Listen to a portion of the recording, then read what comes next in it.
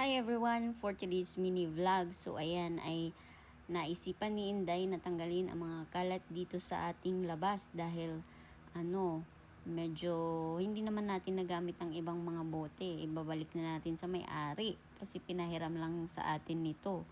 So ayun, dahil kailangan natin i-dispatcha ang iba.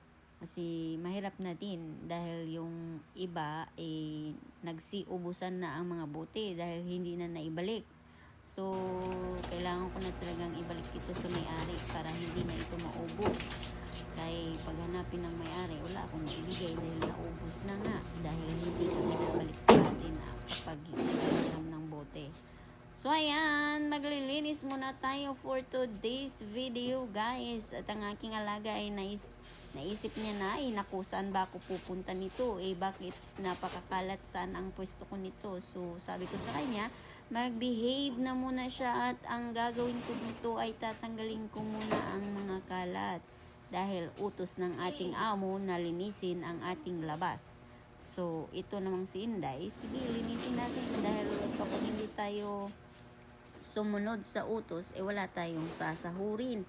So, linis muna dahil sabi ng ating amo.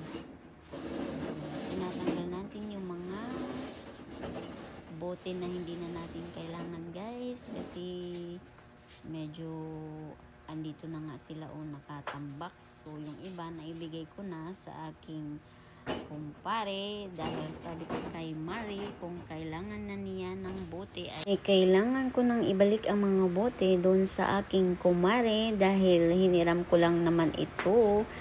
Ayan, mahirap na kasi maraming may bumibili ng alak. Ang problema wala silang dalang bote kaya minsan sinasabi nila na mamaya na lang, ibalik na lang, bukas na lang ibalik. Ang problema ay hindi nga na ibabalik.